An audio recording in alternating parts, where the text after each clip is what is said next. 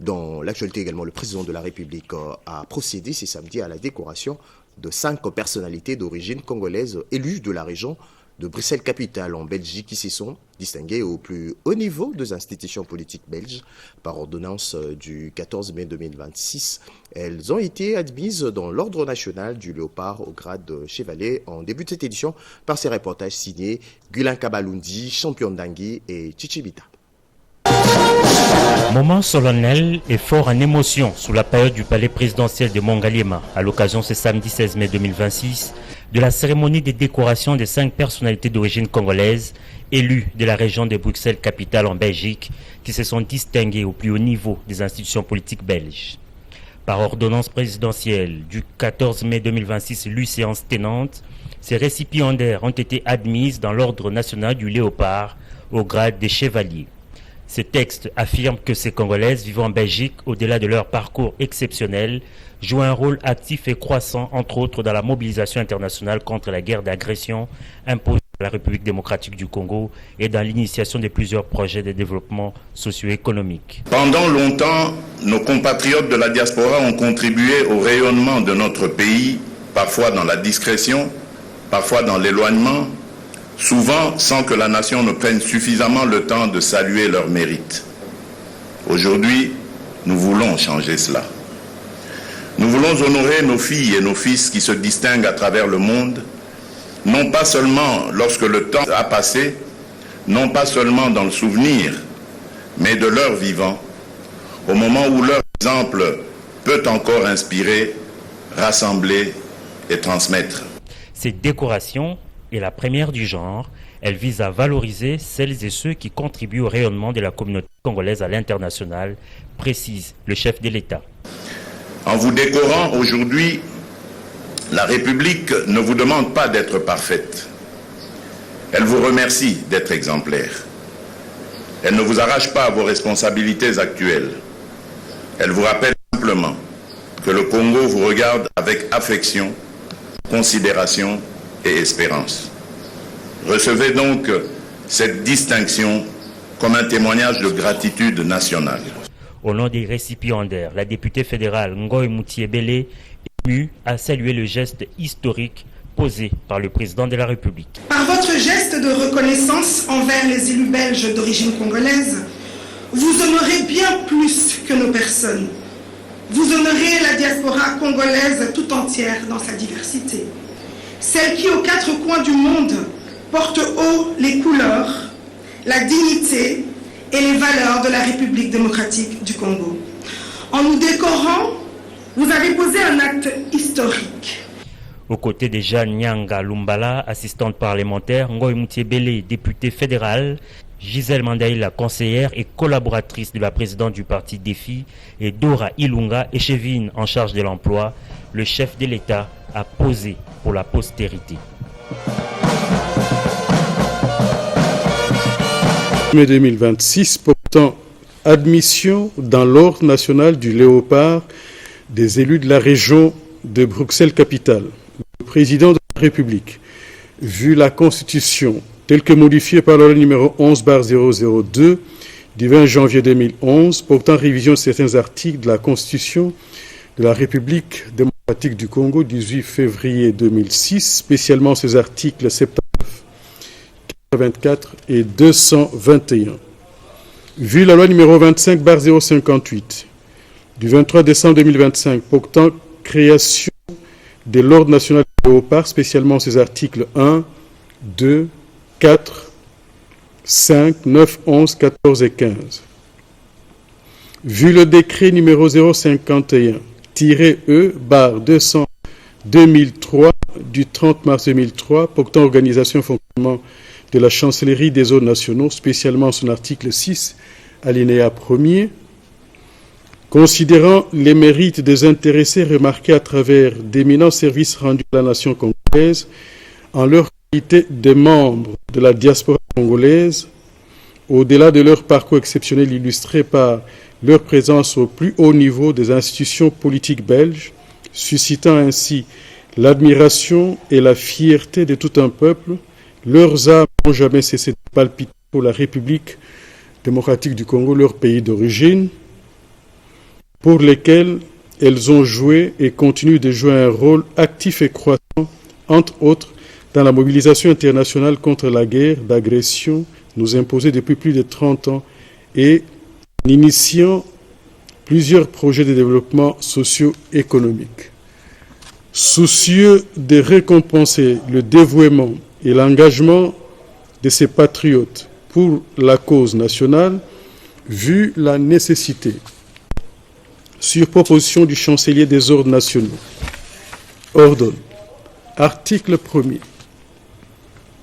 sont admis dans l'ordre national du Léopard au grade de chancelier les personnalités de la diaspora congolaise dont les noms, post-noms et prénoms sont repris ci-après.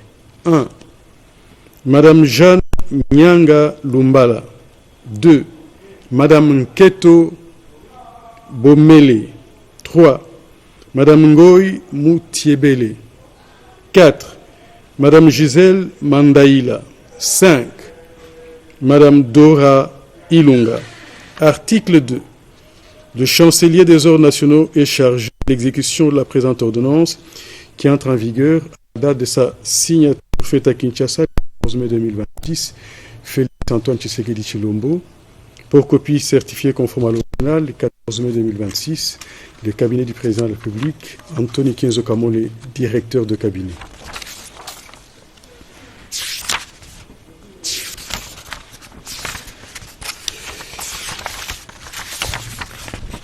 Loi numéro 26/006 du 16 mai 2026 portant autorisation de la prorogation de l'état de siège sur une partie du territoire de la République démocratique du Congo.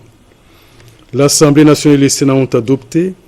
Le président de la République promulgue la loi dont la teneur suit. Article 1er. Est autorisé, conformément à l'article 144 alinéa 5 de la Constitution, pour une période de 15 jours, prenant cours le 17 mai 2026, dans les provinces de l'Ituri et du Nord Kivu, la prorogation de l'état de siège proclamée par l'ordonnance numéro 23/015 du 3 mai 2021.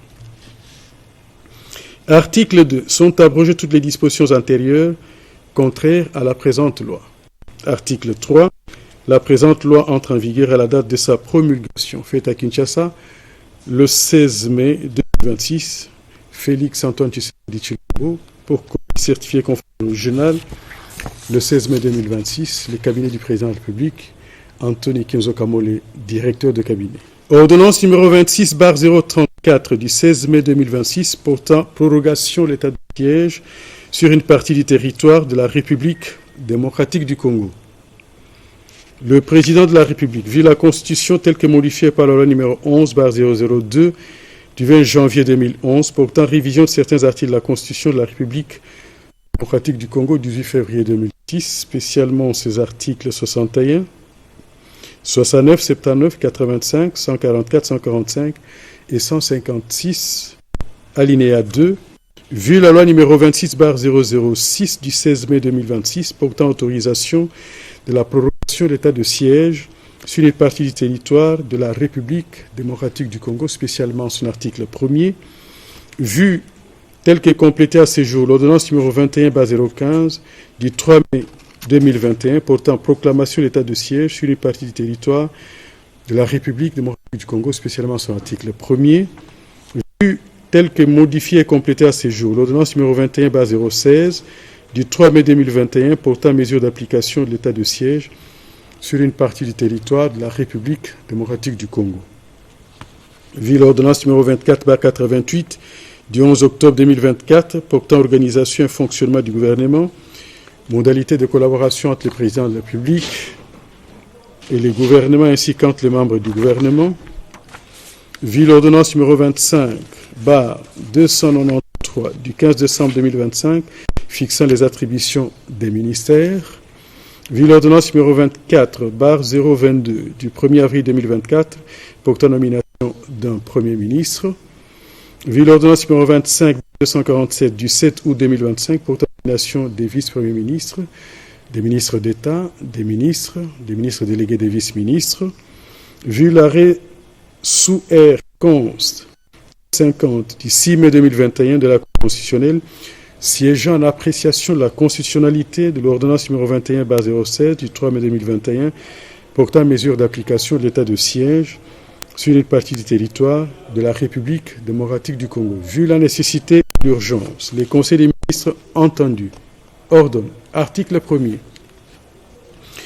est prorogé pour une période de 15 jours, prenant cours le 17 mai 2026, l'ordonnance numéro 21/015 du 3 mai 2021, telle que complétée à ce jour, portant proclamation de l'état de siège sur une partie du territoire de la République démocratique du Congo. Article 2. Sont abrogées toutes les dispositions antérieures contraires à la présente ordonnance. Article 3. La Première ministre, le vice-premier ministre et ministre de l'Intérieur, Sécurité, Décentralisation et Affaires coutumières, le vice-premier ministre, ministre de la Défense nationale et anciens combattants, ainsi que les ministres d'État, ministre de la Justice et garde des Sceaux, sont chargés, chacun ce qui les concerne, de l'exécution de la présente ordonnance qui sera aux effets à la date de sa signature. Faite à Kinshasa, le 16 mai 2026, Félix Antoine Tshisekedi Tshilombo, Judith Soumina Tuluka, Première ministre, pour copie certifiée conforme à l'original, le 16 mai 2026, les cabinets du président de la République, Anthony Kinzo Kamole, directeur de cabinet. Lors d'une conférence de presse, c'est samedi, le ministre de la Santé publique a rassuré que la situation d'Ebola à Montbalou en Ituri est sous contrôle. Sur le 246 cas détectés, il y a 80 décès et 4 cas testés positifs. Le ministre recommande à la population de l'Ituri de respecter les mesures barrières. Robert Ndaye et Turbo Chimanga. L'épidémie d'Ebola refait surface dans les zones de santé de Rwampara, Mongwala et Bunia dans la province de l'Ituri. Le cas index serait un infirmier décédé au centre médical évangélique de Bunia. Au 16 mai 2026, 246 cas ont été notifiés et 80 décès, parmi lesquels 4 testés positifs. Au niveau des symptômes de cette maladie, la souche Bundibudio est un tout petit peu différente de la souche Zaïre, en ce qu'elle peut commencer juste avec de la fièvre et de la fatigue, et les signes hémorragiques peuvent survenir un peu plus tardivement. Ebola, c'est vraiment une maladie à très forte contamination, et comme nous l'avons dit, vous voyez, depuis qu'on a commencé, on est déjà 246 personnes identifiées, ce qui est énorme, avec déjà 80 morts. Je rappelle que les 80 morts, ce sont les morts que nous sommes allés chercher pour comptabiliser un peu tout ce qui s'est passé dans la communauté et dans certains centres de santé. Dr Samuel Roger Kamba rassure que les équipes de santé sont sur le terrain pour renforcer la recherche de cas et le suivi des cas contacts. S'il vous plaît, utilisez le 151 quand vous avez une suspicion en rappelant les mesures de santé publique. Première mesure, quand vous avez une suspicion, ne vous cachez pas. Deuxième mesure, lavez-vous les mains le plus fréquemment possible. Troisième mesure, surtout dans ces milieux-là, ne mangez pas les animaux trouvés morts. La bataille contre Ebola se gagne dans la confiance des communautés et la rapidité de l'action. Justice à présent. 10 ans de servitude pénale principale avec une amende de 500 000 francs congolais. Telle est la décision de la justice. Émile Mbouyi, tueur de sa compagne, sa femme, Mondi Mouteba Thérèse, vient d'être condamné par le tribunal de grande instance de Kinshasa-Njili. Regardez. Au cours des audiences publiques tenues le mercredi 13 et vendredi 15 mai au parquet de grande instance de Kinshasa-Njili, dans le cadre d'une affaire examinée en procédure de flagrance, Mbouyi Émile, poursuivi pour avoir causé la mort de sa compagne, Mondi Mouteba Thérèse.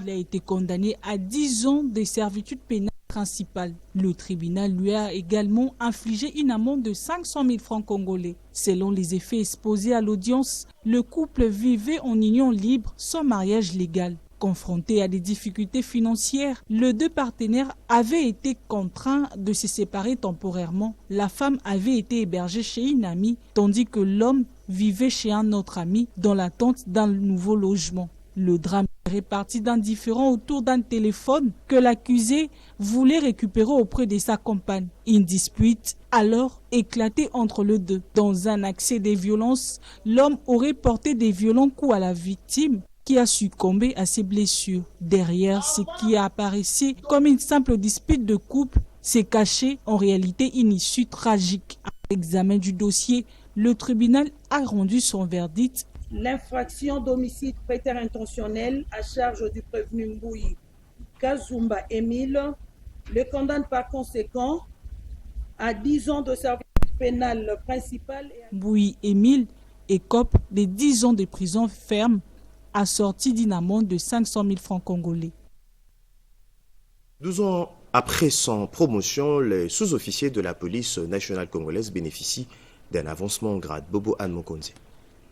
C'est un signal fort et un nouveau souffle dans les services de sécurité en République démocratique du Congo, une dynamique de réformes initiée par le vice-premier ministre, ministre de l'Intérieur et Sécurité Jacquemain Chabani, pour renforcer la discipline et l'ordre public au sein de la police nationale congolaise. Après plus d'une décennie, les sous-officiers de la police nationale congolaise bénéficient enfin d'un avancement en grade. Un arrêté a été lu sur les antennes de la télévision nationale congolaise. Considérant le rapport final du mois de décembre 2025 de la commission de nomination, régularisation et avancement en grade au sein de la police nationale congolaise. Cette motivation vient renforcer l'engagement de ces hommes en uniforme pour faire face à toute éventualité par rapport aux enjeux sécuritaires de l'ère. Cette reconnaissance du gouvernement à travers la vice-primature de l'Intérieur et Sécurité se veut un jalon posé en vue de valoriser, améliorer les stratégies professionnelles et consacrer la méritocratie. Pour plus de réponses que des questions dans la lutte contre l'insécurité, une des priorités du gouvernement, Jacquemain Chabani, à travers cet avancement en grade, veut transmettre un message. Avec une police structurée, la stabilité et la sécurité du pays relèvent non pas d'une option, mais d'un impératif de gouvernance.